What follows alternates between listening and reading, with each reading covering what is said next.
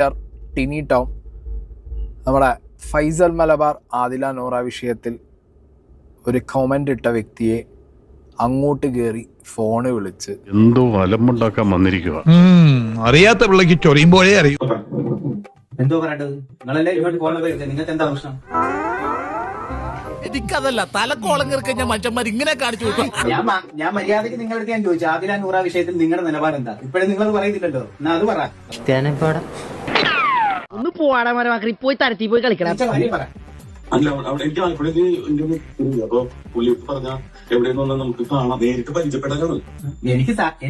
എനിക്ക് നിങ്ങളെ പരിചയപ്പെടാൻ താല്പര്യമില്ല മിസ്റ്റർ. ഒരു മാറ്റമില്ലല്ലോ അത് ഡെയിലി എക്സർസൈസ് ചെയ്യുന്നുണ്ടോ? മോൻ പറയണ, നീ പറയടാ മോനെ, നീ പറ. ഒത്തില്ല എന്താണ് ഒത്തില്ല. കോട്ടെ സാരല്ല, ഞാൻ മാത്രമേ കണ്ടുള്ളൂ.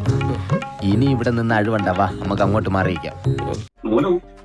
എനിക്ക് നേരിട്ടൊന്ന് കണ്ടാ മതി, ഒരു ഉമ്മ തരാം. ദുരന്തം പറച്ചിലൊക്കെ നിർത്തിന്ന് പറഞ്ഞിട്ട് എന്ത് ചെയ്യാനാടാ, ഞാൻ ഇങ്ങനൊരു ദുരന്തനായി പോയി.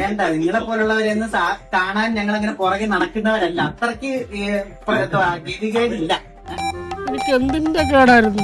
എല്ലാ നടന്മാരുടെയും ശബ്ദം സ്വന്തമായിട്ട് എടുത്ത് വളരുന്നതിന്റെ കാര്യമാണ് ഈ പറയുന്നത്.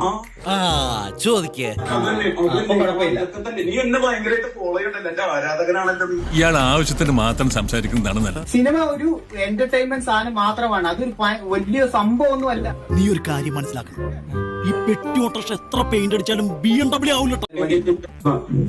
സ്വന്തം ഇതാണ് നിങ്ങളുടെ കോമഡിക്ക് നിങ്ങൾ തന്നെ ചിരിക്കത്തുള്ളൂ, വേറെ ആരും ചിരിക്കുന്നില്ല. എന്റെ കണ്ടക ശരി എല്ലാം നിന്റെ വിധിയാണെന്ന് സമാധാനം. എവിടെ നമുക്ക് ചായ കുടിക്കാൻ വേണ്ടി. അയ്യോ, ഒരു ചായ കുടിക്കാനുള്ള കാശൊക്കെ ഉണ്ട്.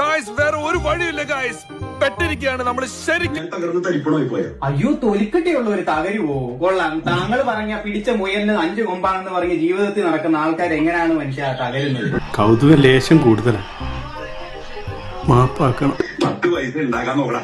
പിന്നെ എന്റെ വീട്ടിൽ നീയാണോടാ ചെലവിന് കൊടുക്കുന്നത്? പറയുന്നോണ്ടൊന്നും തോന്നരുത്, പക്ഷെ പറയാതിരിക്കാൻ പറ്റില്ല. എന്താ നീ സ്വയം നിയന്ത്രിക്കണം.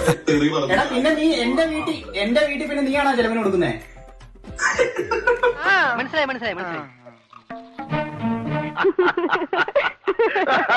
ഇറങ്ങി പോടാലോട്ടെ. ഇന്നാരും ഇങ്ങോട്ട് വിളിച്ചു. പോയിട്ട് ചില അത്യാവശ്യം ശരി.